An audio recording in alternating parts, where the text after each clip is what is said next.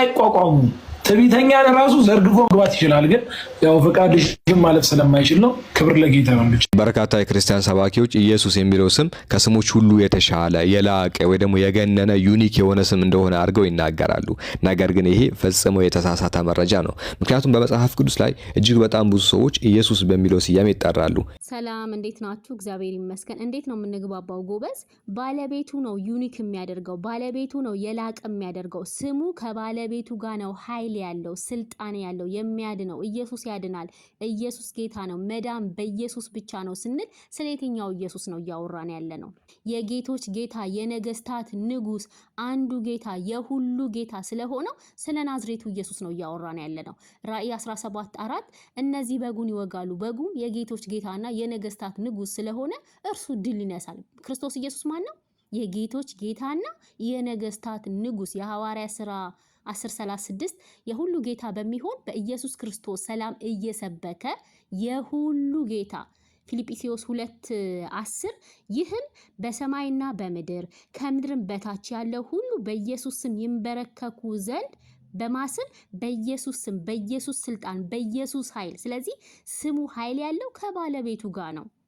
ለምሳሌ እነ ጴጥሮስ በሐዋርያ ሥራ 3 ላይ በመቅደስ ደጃፍ ከማህፀን ጀምሮ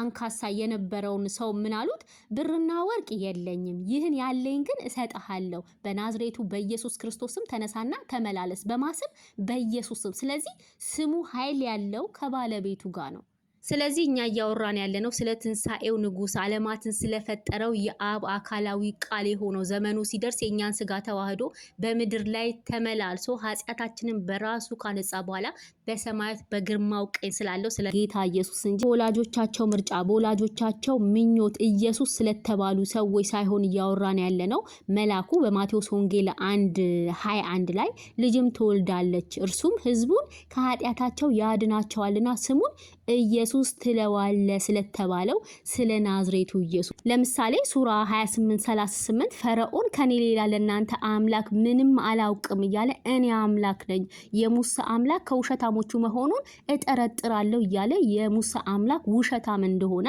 ከሱ ሌላ አምላክ እንደሌለ ይናገራል እንዲሁም ሱራ 26:29 ከኔ ሌላ አምላክ ብትይዝ በእውነቱ ከስረኞቹ አደርጋለሁ ይላል ስለዚህ ከኔ ሌላ አምላክ የለም ይላል ቁርአን ላይ ስለዚህ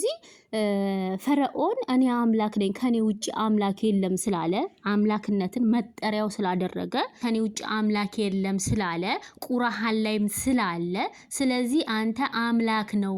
ከአላህ ውጪ አምላክ የለም ይያልክ ስትል ፈርዖንን ይያልክ ነው ማለት ነው ምክንያቱም ከኔ ውጪ አምላክ የለም የሙሳ አምላክ ውሸታም ነው ብሎ ስለተናገረ ስለማን ነው ያወራህ ያለው